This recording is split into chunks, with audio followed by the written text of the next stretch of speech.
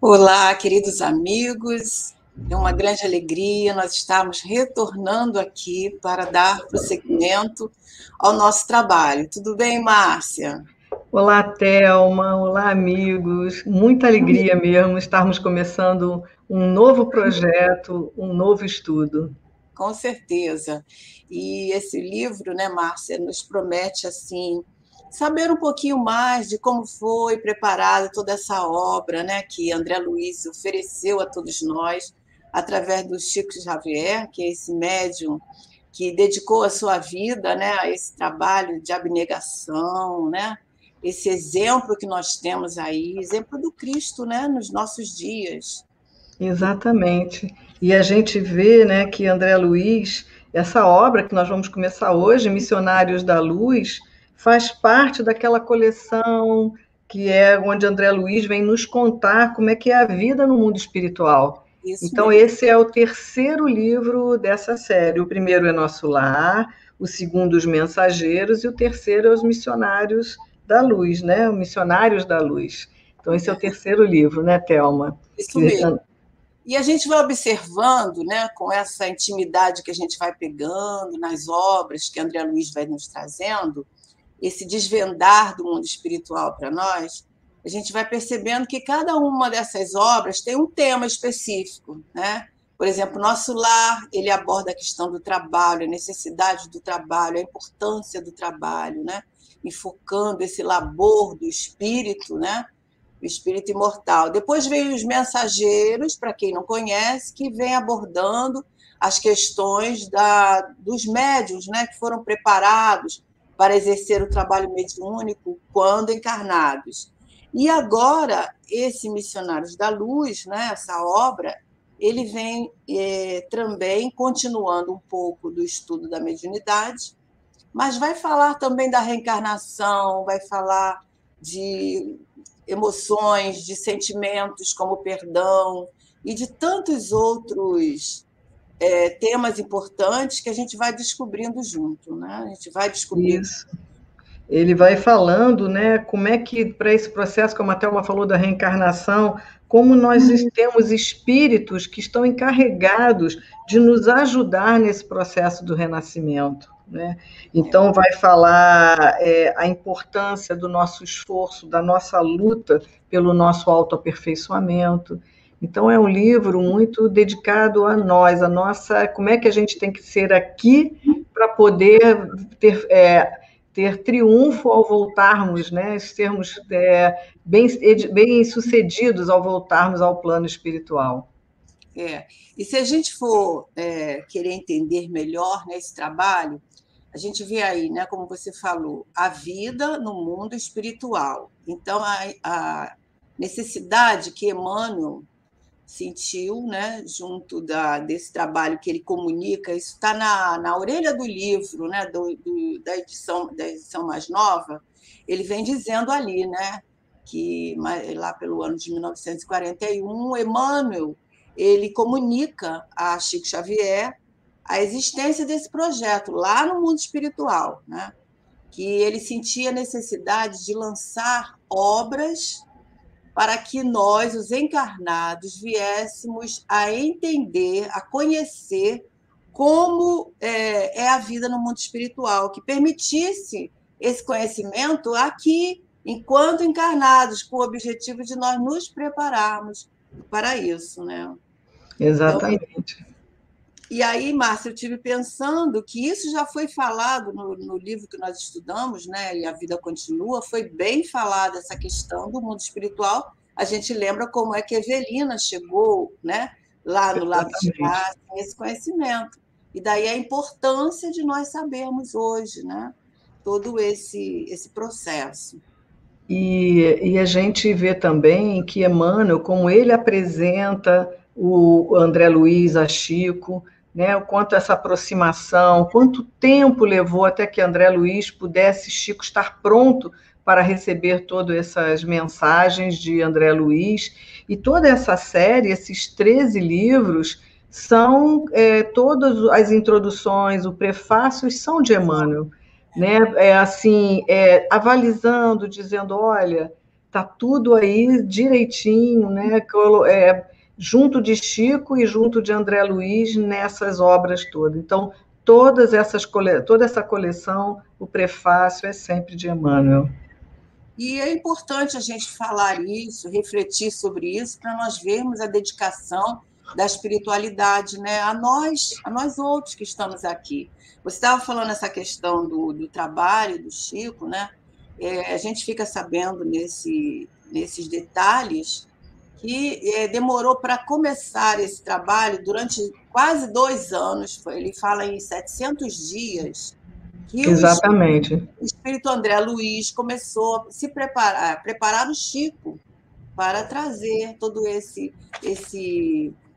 conhecimento para nós. Aí a gente fica pensando assim, poxa, o Chico, um médium que já tinha trabalhos, né? Já tinha trabalhos antes. Ele já tinha trazido o livro Voltei, ele já tinha outros trabalhos, né, de psicografia, inúmeros, e aí chega essa obra que ele demora 2 anos, praticamente, se preparando para trazer toda todas essas obras, né? Porque o Nosso Lar foi lançado no ano de 1941, né?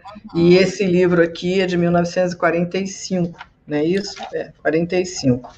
E, enfim, mas é esse amor, esse carinho, esse cuidado da espiritualidade ao trazer uma obra para a gente, que ela seja fiel a realmente como as coisas acontecem, e mais ainda, dentro dos preceitos da doutrina espírita, não é? Daquilo que nos ensina Allan Kardec. Que Emmanuel já tinha falado para o Chico, né? Se eu me afastar de qualquer ensinamento de acordo com Kardec, você fique com Kardec. Né? Então, do mesmo jeito, Emmanuel olha essas obras todas de André Luiz e coloca ali também todo o seu aval e dizendo, olha, é por aí, né? E com muito amor também ele fala desse companheiro, André Luiz, e de Chico também, com certeza. E nós devemos muito a Chico Xavier, né? Nós devemos esse trabalho de amor, de abnegação que ele entregou à humanidade, né? Exatamente. E trabalhou sem ter nada para si, né? Ele doou à humanidade porque ele foi o intermediário, né?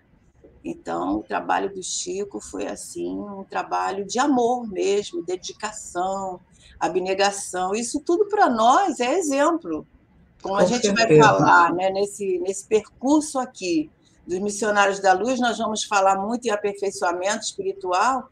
Isso é uma maneira de nós estarmos examinando, né, com carinho e aproveitando para nós. Eu fiquei muito emocionada de saber todos esses detalhes, né? Ou relembrar, que algumas coisas a gente já sabia, mas a gente vem relembrando quando a gente pega uma obra, né, que vai começar. Exatamente.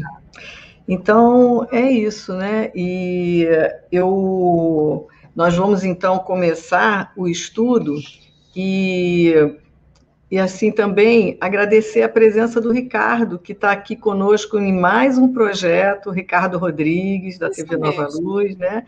Junto conosco, nos dando esse apoio técnico e aqui com tanto carinho também preparando todo esse material para estarmos juntos aqui. Então, Ricardo... Fala, Thelma. Não, eu acho que a gente tem que agradecer muito a TV Nova Luz, né, pela confiança que depositou em nós de estarmos começando esse novo trabalho, né? E é uma oportunidade grandiosa para nós mesmos, né, Márcia? Que vamos estudar, assim como foi o A Vida Continua, esse trabalho vai ser muito enriquecedor para nós, primeiramente, né? E para todos aqueles que caminharem conosco aqui nesse percurso de aprendizado, de estudo, de aprofundamento, né? Para todos nós. Então tá. Então hoje nós vamos começar com esse prefácio de Emmanuel. Então hoje o Ricardo vai colocar aí para gente. No nosso dia de hoje é analisar esse prefácio que tem o título Ante os Tempos Novos, e que Emmanuel escreveu em Pedro Leopoldo, em 13 de maio de 1945. Então, vamos lá. Logo após... Quer começar a ler, Thelma? Logo após a Segunda Guerra, né, ter terminado, ele começa. Exatamente. Né? E aí a gente lembra que a gente vai começando aquele ritmo, né, de estar lendo, conversando e aprofundando aqui na nossa conversa, aprendendo juntos, né, Márcia? Isso, vamos levar mais ou menos a mesma metodologia, leitura e comentários. Isso. Então, começando aí o Ante os Tempos Novos, né, que é o título desse prefácio lindo que Emmanuel vem nos dar, trazendo assim uma reflexão para nós estarmos dando os primeiros passos. Então, ele diz assim: enquanto a história relaciona a intervenção de fadas, referindo-se aos gênios tutelares, aos palácios ocultos e às maravilhas da floresta desconhecida, as crianças escutam atentas, estampando alegria e interesse no semblante feliz. Todavia, quando o narrador modifica a palavra, fixando nas realidades educativas, retrai-se a mente infantil, contrafeita, cansada. Não compreende a promessa da vida futura com os seus trabalhos e responsabilidades. Os corações ainda tenros amam o sonho, aguardam o heroísmo fácil, estimam o menor esforço, não entende de pronto o labor divino da perfeição eterna. E, por isso, afastam-se do ensinamento real, admirados, espantadiços. A vida, porém, espera-os com as suas leis imutáveis e revela-lhes a verdade gradativamente, sem ruídos espetaculares, com serenidade de mãe. As páginas de André Luiz recordam essa imagem. Ele faz essa metáfora, né? Ele traz essa metáfora dos palácios para a gente correlacionar com as histórias das fadas, né? Que são contadas para nós, que nos levam a sonhar, nos levam à fantasia, né? Nos levando também a fugir da realidade, né, Márcia? E demonstra o quanto, mesmo aqui ele colocando crianças, né? Mas a gente, quando cresce, a gente continua querendo isso, né, Thelma? A vida de fada, né? Achar o príncipe encantado ou a princesa encantada, né? E a gente continua querendo que a vida seja um conto de fada. E o que Emmanuel nos coloca aqui é que a nossa vida não é isso. Né, que a nossa vida não é isso. Então, ele coloca aqui que os corações ainda amam um sonho, aguardam o heroísmo fácil, estimam o menor esforço. Então, as crianças são assim, mas será que nós não continuamos ainda sendo essas crianças, né, na nossa vida, aqui no plano físico? Então, que a gente não entendemos de pronto o labor divino da perfeição eterna. Então, essa metáfora aí, como o Thelma falou, encaixa direitinho, apesar dele vir com os exemplos da infância, mas a gente continua crescendo como adultos e querendo essa vida assim, né?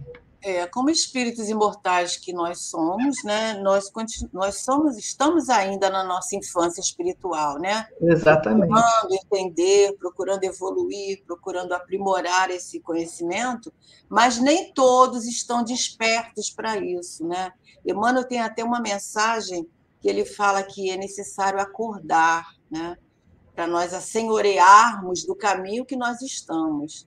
Então, a gente precisa, né, de estar despertos para nós percebermos que a vida não é essa história de fadas, esse conto de fadas, né? Tem uma realidade que vem nos chamar à responsabilidade também, né?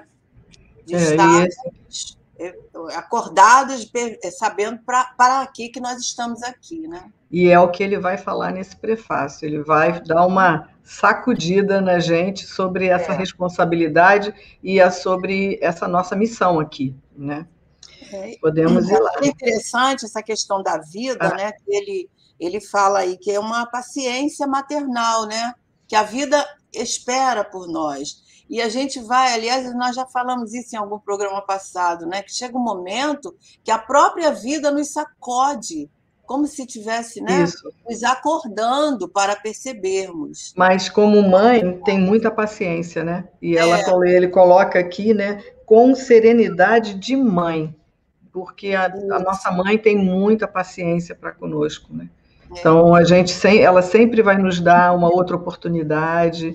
A mãe está sempre esperando que o filho desperte para o caminho reto, né? Uma coisa interessante que ele fala aí também, que essa mente infantil se deslumbra diante da fantasia.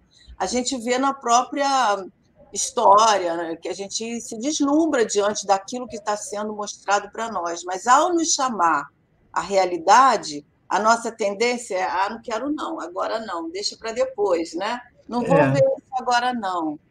Vai dar muito trabalho, isso não quero não. Então, quantas pessoas, né, que se deslumbram até mesmo quando conhecem o conteúdo da doutrina espírita mesmo, né? Mas quando vê que tem esse trabalho, esse esforço, agora eu não posso, né? Deixa mais para frente. Exatamente. Então, isso aí. Recua. Então vamos. Então ele continua: enquanto os espíritos sábios e benevolentes trazem a visão celeste, alargando o campo das esperanças humanas, todos os companheiros encarnados nos ouvem estáticos, venturosos. É a consolação sublime, o conforto desejado. Congregam-se os corações para receber as mensagens do céu. Mas se os emissários do plano superior revelam alguns ângulos da vida espiritual, falando-lhes do trabalho, do esforço próprio, da responsabilidade pessoal, da luta edificante, do estudo necessário, do autoaperfeiçoamento, não ocultam a desagradável impressão. Contrariamente às suposições da primeira hora, não enxergam o céu de facilidades, nem a região dos favores, não divisa acontecimentos milagrosos, nem observam a beatitude repousante. Então, é quase aquilo que a gente estava falando, né, Márcia?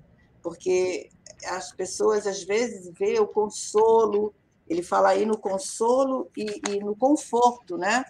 Que a mensagem traz. Mas quando nós começamos a entender que temos que fazer o trabalho do autoaprimoramento, para poder ter esta vida, né? E quando ele diz até aqui, né, Thelma, que a gente precisa, mais, se os emissários do plano superior revelam alguns ângulos da vida espiritual, falando-lhes do trabalho, como você falou, né, do esforço próprio, e ele fala assim, contrariamente às suposições da primeira hora, não enxergam o céu de facilidade, porque muita gente acha que a gente vai desencarnar, vai para o céu, vamos ficar ali naquelas imagens junto dos anjos e, né, aquela vida de deleite. E aí ele fala aqui, né, não enxergam o céu das facilidades, nem a região dos favores, não divisam acontecimentos milagrosos, nem observam a beatitude repousante. Como se o fato de estar indo aqui à casa espírita, o fato de estar indo à igreja, o fato de estar indo à missa, isso não vai trazer para nós um céu tranquilo, uma vida de repouso, né? E a gente até costuma dizer, né, quando a pessoa está, às vezes, sofrendo muito, uma doença, quando vem a morte física, a gente fala descansou. Nossa, a gente não tem noção que a nossa vida continua, né? Do jeito que nós estávamos aqui, nós vamos chegar lá, aquilo que a gente se dedicava aqui, provavelmente vamos continuar nos dedicando lá, não é? Então, a gente se decepciona quando eles mostram essa realidade para nós, né? O trabalho ele é árduo, né? Um trabalho árduo, porque se nós queremos conquistar esse céu interior, né? Esse estado de alma, de felicidade que nós estaremos construindo a cada dia, nós temos que começar aqui, né? No esforço, exatamente, no trabalho, na dedicação, porque esse céu que é delimitado pelos nossos atavismos, né? Das religiões que nos trazem esse céu num lugar circunscrito, ou se você fez tudo de bom, você vai para o céu. Se você não foi tão bom, você vai para o inferno. Então, são estados de alma, mas não existe num lugar circunscrito, né? Exatamente. E se a gente quer exatamente ir para um lugar de paz, de felicidade, mas ligado aqui ao trabalho, né? Porque o trabalho, a gente viu aí no Nosso Lar, por exemplo, ele fala... Exatamente, é o exemplo que a gente ia dar. Desse trabalho, né, dessa necessidade, né, daqueles planejamentos, daquela função que cada um tem, né, naqueles ministérios e trabalha, né? Então a gente vai vendo que o trabalho é lei da vida, como nos diz lá o Livro dos Espíritos, né? E Jesus já não disse para a gente, meu pai trabalha até hoje. Pois é. Né? Então não tem, né? Não E Kardec nos fala, né? É Kardec, agora que está disso aqui, é Kardec, todo trabalho toda ocupação útil. Toda ocupação útil. Então, né, não importa o que estejamos fazendo. Quando nós falamos em trabalho, às vezes a gente pensa no trabalho ligado... Só de remuneração, né? Isso, é. Né? Mas existe o trabalho, por exemplo, nós estamos aqui num trabalho de mental, trabalho de planejamento, trabalho de execução através da mente, é um trabalho onde nós estamos ocupando a nossa inteligência, o nosso pensamento, a nossa vontade, né? Então, é um campo bem vasto para nós estarmos refletindo. E é feito através desse esforço de nós conscientizarmos de que a vida não é só nós vivenciar aquilo que ela nos apresenta, nós temos que entender o mecanismo, né? E o porquê de nós estarmos aqui. É isso, vamos andando mais um bocadinho. Então ele fala, né, ao invés do paraíso próximo, né, que é esse céu que a gente, entre aspas, sente-se nas vizinhanças de uma oficina incansável, que é o trabalho, né, onde o trabalhador não se levará pela mão beijada do protecionismo, e sim à custa de si mesmo, para que deva à própria consciência a vitória ou a derrota. Percebem a lei imperecível, que estabelece o controle da vida em nome do eterno, sem falsos julgamentos. Compreendem que as praias de beleza divina e os palácios encantados da paz aguardam o espírito noutros continentes vibratórios do universo, reconhecendo, no entanto, que lhe compete suar e lutar, esforçar-se e aprimorar-se por alcançá-los bracejando, no imenso mar das experiências. A maioria espanta-se e tenta o recuo. Pretende um céu fácil, depois da morte do corpo, que seja conquistado das meras afirmativas doutrinárias. Ninguém, contudo, perturbará a lei divina. A verdade vencerá sempre, e a vida eterna continuará ensinando, devagarzinho, com paciência maternal. Mais uma vez, ele usa aí essa expressão da mãe, né? Da paciência Exatamente. maternal. Então, é muito profunda esse prefácio de Emmanuel, né? Nos levando a pensar, né? O que nós estamos construindo, como nós estamos caminhando na nossa formação. E ele fala, né, que a maioria espanta-se e tenta o recuo, quer dizer, a gente tenta não seguir adiante, mas seja numa oportunidade ou em outra oportunidade, nós vamos nos deparar com a necessidade de seguirmos adiante, porque a gente sabe que o espírito não volta atrás, ele tem que estar sempre caminhando, crescendo, evoluindo, mas ele também pode ficar estacionado, né? Então, ele sempre diz isso aqui, o tempo todo ele está dizendo para a gente que cabe a nós nos esforçarmos, suarmos e lutarmos, né, para aprimorarmos e alcançar, quer dizer, bracejando no imenso mar das experiências, que é o que a gente veio fazer aqui, viver essas experiências para que a gente possa crescer e chegar lá, como ele diz aqui, né, quando ele diz que nós vamos chegar lá com os nossos próprios pés e de acordo com o nosso esforço. E que não adianta, e também essa frase aqui, Thelma, ninguém, contudo, perturbará a lei divina. A verdade vencerá sempre, e a vida eterna continuará ensinando devagarinho, com a paciência maternal.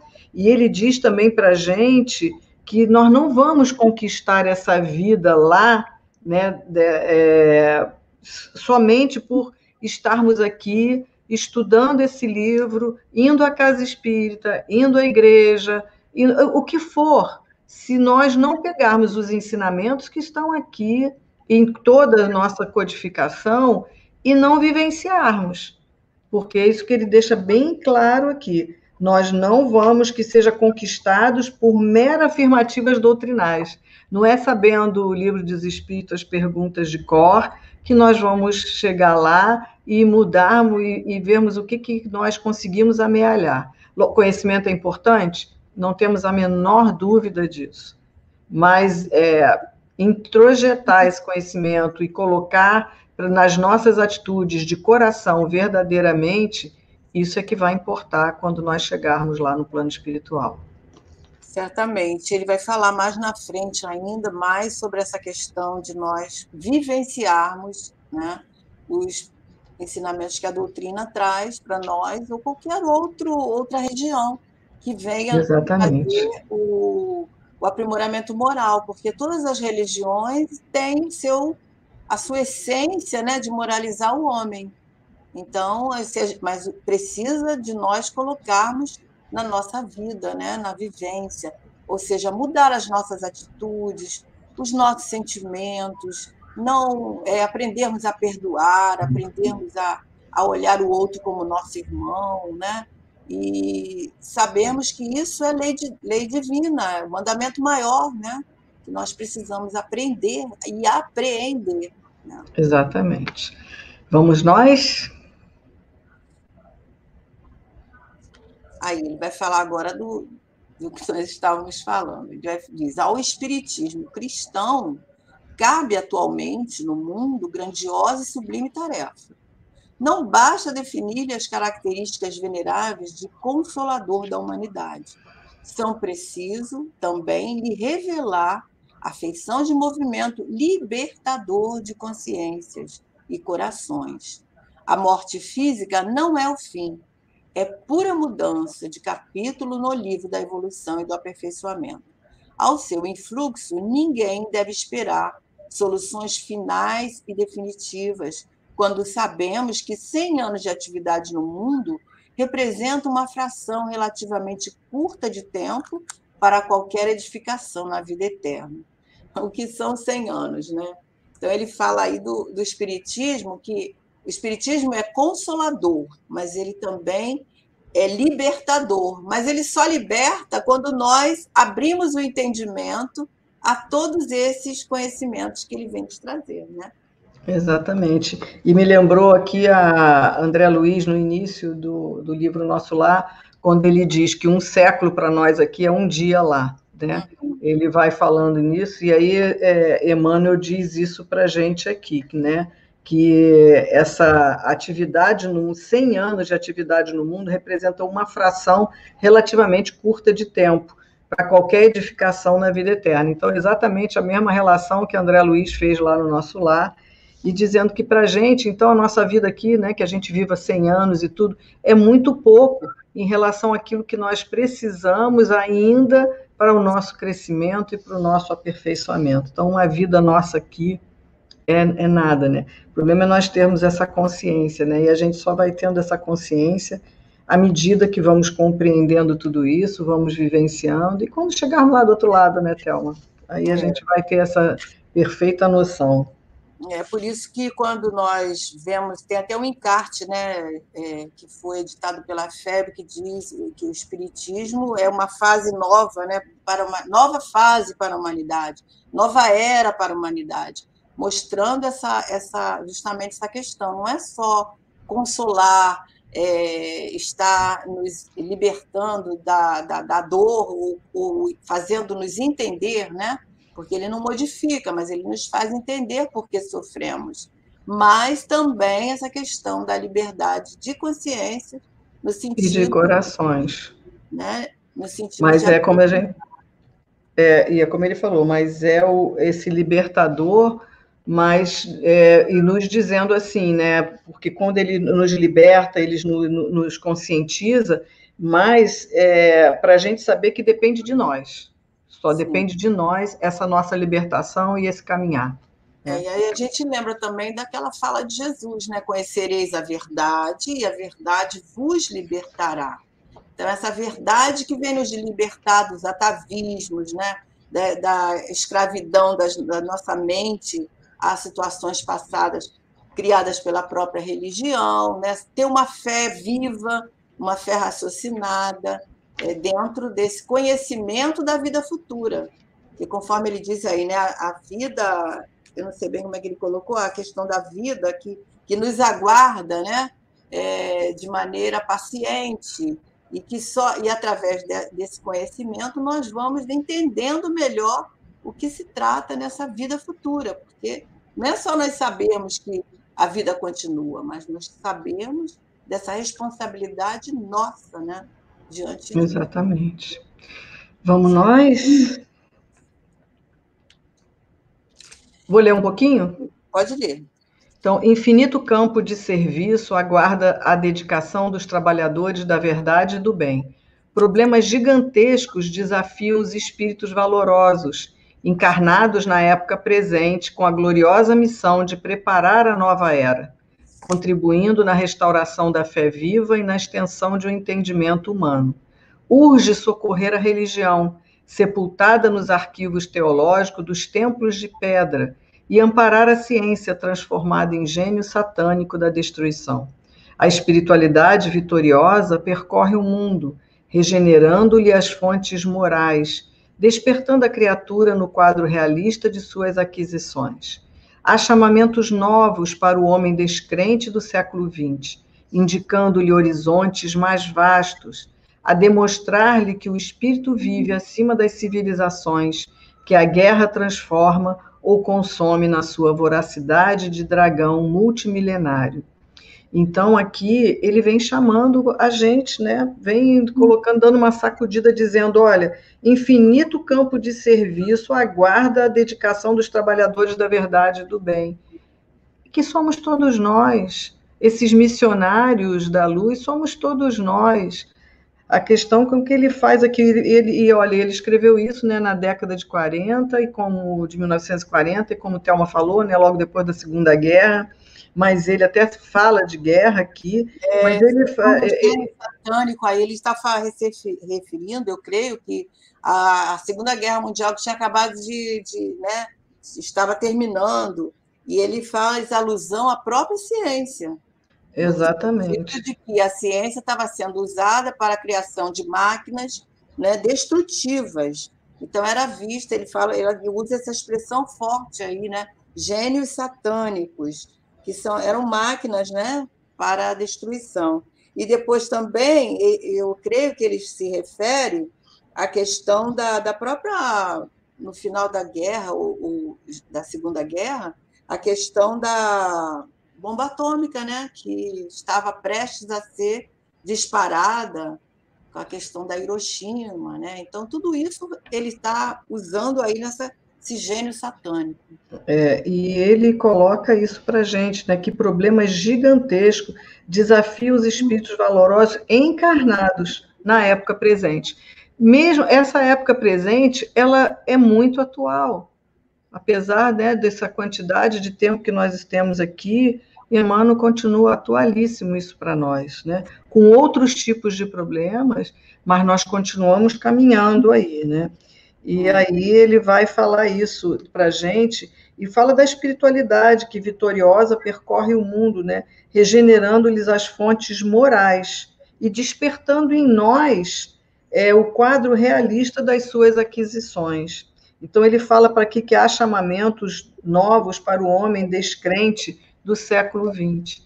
Então, a doutrina vem aí, né, nesse fim do século XIX, início do século XX, e trazer essa sacudida, esse chamamento para nós, de olhar essas novas realidades, as novas possibilidades, as nossas responsabilidades, como a gente já falou, né? Não deixa de estar nos lembrando essa construção, né, do reino de Deus em nós, do reino de Deus no nosso coração, né, que Jesus veio fazer isso, ele veio fundar, né, o reino de Deus nos nossos corações, mas nós precisamos estar despertos para isso, né? Exatamente. Então vamos Ante os tempos novos e considerando o esforço grandioso da renovação, requisita-se o concurso de todos os servidores fiéis da verdade e do bem, para que, antes de tudo, vivam a nova fé, melhorando-se e elevando-se cada um a caminho do mundo melhor, a fim de que a edificação do Cristo prevaleça sobre as meras palavras das ideologias brilhantes. Na consecução da tarefa superior, congregam-se encarnados e desencarnados de boa vontade, construindo a ponte de luz, através da qual a humanidade transporá o abismo da ignorância e da morte. Então, aqui ele está colocando para a gente, requisita-se o concurso de todos os servidores fiéis da verdade e do bem, para que, antes de tudo, vivam a nova fé, que é quando a chegada do Espiritismo melhorando-se, elevando-se cada um ao caminho de um mundo melhor, né? Sim. E aí esse é o recado de Emmanuel para a gente aqui nessa introdução, né? Ele fala nessa ponte de luz, né, que a gente começa a refletir, que também é uma metáfora, né, como se fosse pontes no sentido vertical, né, levando as nossas mentes a essa conexão divina que é através da mediunidade, né, que se faz essas pontes, a comunicabilidade entre os dois mundos, o mundo físico, o mundo espiritual, né, mostrando aí que através dessa comunicação é feita construída essas pontes Exatamente. De luz, né? E nós podemos pensar em pontes verticais, né? No sentido de estarmos nos conectando com Deus, com o Pai Criador, com Jesus, com os amigos espirituais, né? Nessa conexão entre os dois mundos. Exatamente. Então, vamos lá. É por esse motivo, leitor amigo, que André Luiz vem uma vez mais ao teu encontro, quer dizer, ele vai colocando André Luiz bem ao nosso encontro, né, para dizer-te algo do serviço divino dos missionários da luz, esclarecendo ainda que o homem é um espírito eterno, habitando temporariamente o templo vivo da carne terrestre, que o perispírito não é um corpo de vaga neblina, e sim organização viva a que se amoldam as células materiais, que a alma, em qualquer parte, recebe segundo as suas criações individuais, que os laços do amor e do ódio nos acompanhem em qualquer círculo da vida, que outras atividades são desempenhadas pela consciência encarnada, além da luta vulgar do dia de cada dia, que a reencarnação é orientada por sublimes ascendentes espirituais e que, além do sepulcro, a alma continua lutando e aprendendo, aperfeiçoando-se e servindo aos desígnios do Senhor, crescendo sempre para a glória imortal a que o Pai nos destinou. Aqui ele vai fazendo todo como se fosse um resuminho de tudo o que nos cabe, né? E o que é a nossa vida aqui e lá, né, Thelma? Ele está falando aí nos postulados, né, dos princípios básicos da vida. Exatamente. Né? Ele, com poucas palavras, ele traz todos os princípios básicos, né? Que nós somos seres imortais, que a reencarnação é necessária, que existe essa comunicabilidade entre os dois mundos, que a vida que temos um corpo espiritual, temporário, né? Que a vida continua e que há muitas moradas na casa do Pai. Então, ele está falando aí, né? Fez um retrospecto aí da doutrina espírita, trazendo para nós esses lembretes, né? Para nós não Exatamente. E aí ele termina nesse parágrafo dizendo: aperfeiçoando-se, servindo aos desígnios do Senhor, crescendo sempre para a glória imortal que o Pai nos destinou. Então ele faz bem, como a Thelma falou, pegou todos os princípios e colocou aqui nesse parágrafo, resumidamente, para nós, né? Vamos ao último, então, ao último slide. Se a leitura te assombra, se as afirmativas do mensageiro te parecem revolucionárias, recorre à oração e agradece ao Senhor o aprendizado, pedindo-lhe te esclareça e ilumine, para que a ilusão não te retenha em suas malhas. Lembra-te de que a revelação da verdade é progressiva e, rogando o socorro divino para o teu coração, atende aos sagrados deveres que a terra te designou para cada dia. Consciente de que a morte do corpo não te conduzirá à estagnação, e sim a novos campos de aperfeiçoamento e trabalho, de renovação e luta bendita, onde viverás muito mais e mais intensamente. Então, aqui ele está chamando a nossa atenção. Olha, porque tem gente, até quando eu já ouvi pessoas que, quando nós vimos o Nosso Lar, achava que tudo aquilo ali era uma obra de ficção, né? Que não era desse jeito. Então, Emmanuel aqui está colocando aqui, se essas afirmativas te parecem revolucionárias, recorre à oração e agradece ao Senhor aprendizado, pedindo que nos esclareça e nos ilumine. E é isso que a gente quer com esse estudo, né, que a gente já fez há tantos anos atrás, mas que vai nos trazer novas formas de percepção, né, da vida, da nossa responsabilidade aqui, novos aprendizados. Certamente. A cada dia que a gente relê um livro, nós temos um outro olhar, porque já caminhamos um pouquinho mais, né? Então, como ele fala aí, né? Se ficamos assustados, vamos recorrer à oração, ao mesmo tempo que agradecemos a oportunidade de estarmos revendo esses conceitos, ao invés de nos recuarmos, né? Porque só vai trazer benefício para nós. Então, é um convite, né, Márcia, de muito amor para que nós possamos olhar com um pouquinho mais de carinho para a nossa existência, para as nossas oportunidades e nos tornarmos esses mensageiros da luz a cada dia que nós nos debruçarmos para estudar, porque o estudo é fundamental. O estudo, como a gente disse no início, não é ele que vai nos trazer o aprimoramento no sentido de uma mágica, mas ele é necessário para que nós despertemos, né?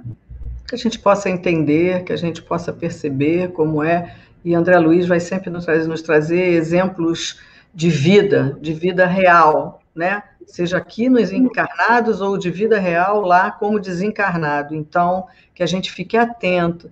E, assim, para mim, para a Thelma, vai ser um grande aprendizado, uma grande oportunidade de trabalho, de servir e de crescimento também. Não sabemos tudo, né, Thelma? Vamos ter coisas aqui que esperamos não decepcionar, mas também estudar a ponto de conseguirmos esclarecer para nós, primeiramente, e depois para vocês que estão aqui conosco, né? Então, vai ser um grande aprendizado para todos nós. E contamos com a presença de vocês, que vocês estejam junto conosco, nos ajudando. Verdade. E nos estimulando a estar cada dia mais debruçado nesse trabalho, que é um desafio, né? Nós entendemos que seja um desafio, porque, como você disse, Márcia, nós não sabemos tudo. Então, nós vamos estudar juntos para estarmos refletindo e aprendendo, né, com todo esse trabalho que André Luiz nos oferece. Então é isso. Queridos amigos, nós agradecemos imensamente a companhia de vocês, que possamos então estar juntos. Semana que vem nós vamos começar o capítulo 1, depois desse belo prefácio de Emmanuel. Então que Jesus nos acompanhe, nos abençoe e até o nosso próximo encontro.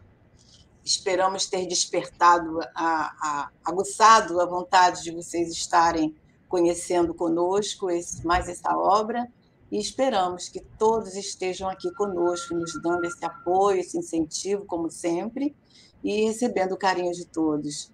Obrigada pela atenção e até mais, se Deus quiser.